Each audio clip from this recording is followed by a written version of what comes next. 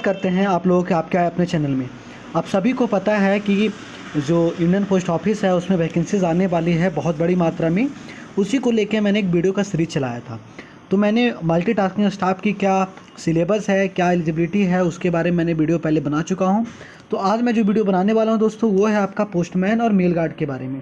उसके बारे में बात किया जा रहा है कि क्या आपका रहने वाला। देखिए, पे मैट्रिक्स आपका 3 होगा। 21,706 से आपका बेसिक पे होगा, जो कि 69,000 तक बढ़ते बढ़ते चला जाएगा। चलिए अब आगे बात कर लेते हैं हम दोस्तों कि आपका एलिजिबिलिटी क्राइटेरिया क्या होना चाहिए। आप इंडियन सिटीजन होना चाहिए, नेपाल का होना चाहिए, भूटान का होना चाहिए, ठीक है। और 1 जनवरी 1962 को आपका से पहले का होना चाहिए। आप ये देख सकते हो, ठीक है दोस्तों। आप इंडियन सिटीजनशिप मेनली होनी चाहिए। एज लिमिट अगर आप पोस्टमैन और मेल गार्ड के लिए हो तो 18 से 27 साल आपकी उम्र होना चाहिए। आपको SC ST OBC का जो रिजर्वेशन है वो अलग से मिल ही जाएगा। चलिए अब देखिए, अब आपके यहाँ पे अगर क्वालिफिकेशन चाहिए होगा तो क्या होगा, 12th पास रिकॉग्नाइज बोर्ड का होना चाहिए। साथ ही साथ में आपको 10 तक जो होना चाहिए। देखिए क्या लिखा, local language for the concern postal service. देखो जिस भी आपको पोस्टल में सर्किल में आपको काम करना है, वहाँ का जो भी लोकल लैंग्वेज है आपका 10th स्टैंडर्ड या उससे ज़्यादा तक आपका पढ़ा होना चाहिए, ठीक है। लोकल लैंग्वेज और पोस्टल सर्किल और डिवीजन सेल्वे एनेक्सर 2। अब एनेक्सर 2 में है वो चीज़ें, ठीक है। चलिए साथ ही साथ में आपको कंप्यूटर का नॉलेज भी आना चाहिए दोस्तों, ठीक है। बेसिक कंप्यूटर का नॉलेज आना चाहिए।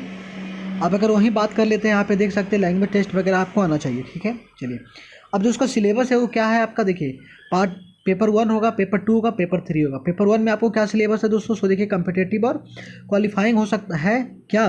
तो पहला जो है कम्पिटेटिव है आपका, पेपर 2 क्वालिफाइंग है, पेपर 3 आपका क्वालिफाइंग है। टाइप ऑफ क्वेश्चन कैसा होगा, MCQ होगा पेपर 1 में।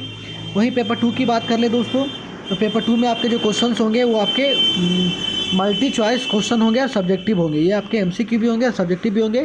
पेपर 3 कंप्यूटर पे टेस्ट होगा। अब वही बात करते हैं नंबर ऑफ क्वेश्चंस क्या होंगे दोस्तों।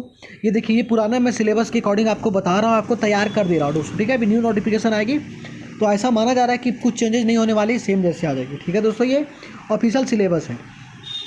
मैक्सिमम मार्क्स आपका 150 होगा 2 पार्ट में। और पेपर 2 आपका 50 नंबर का होगा और पेपर 3 आपका 25 नंबर का होगा।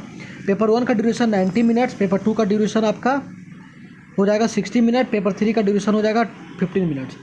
अब लैंग्वेज का जो पेपर होगा दोस्तों हिंदी और इंग्लिश में होगा।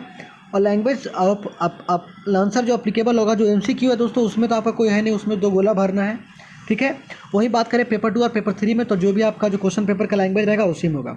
मिनिमम क्वालिफिकेशन क्या रखा गया था दोस्तों, SC ST के लिए क्वालिफिकेशन रखा गया था 33%, OBC के लिए 37% इस पेपर में, और अदर्स के लिए 40% इस पेपर में, ठीक है। देखिए मैंने यहाँ पे बताया पेपर 1 के बारे में, कम्पिटेटिव होगा। पेपर 1 का क्या सिलेबस है आप देख सकते हो। पोस्ट ऑफिस के बारे में सारी जानकारी मांगी गई है पार्ट 1 में। उसके पोस्टल मैनुअल मांगा गया है, पोस्टल मैनुअल वॉल्यूम 2 में पूछा गया है, ये सारी पूछी जाएगी, ठीक है।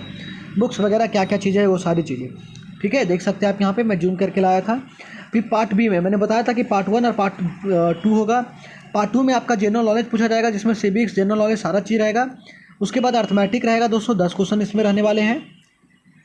वहीं बात कर ले पेपर 2। अब देखिए यहाँ पेपर 1 हो गया, देख सकते हैं अर्थमेटिक का पोर्शन जो था। पेपर 2 50 मार्क्स का था। आपको ट्रांसलेशन किया जाएगा हिंदी से लोकल लैंग्वेज में, आपका ट्रांसलेशन दिया रहेगा।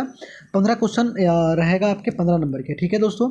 उसके बाद आपका लोकल लैंग्वेज जो भी होगा, मान लीजिए अगर हिंदी से इंग्लिश है, अगर हिंदी लोकल लैंग्वेज है तो हिंदी से इंग्लिश करना होगा, ये 15 क्वेश्चन 15 मार्क्स का।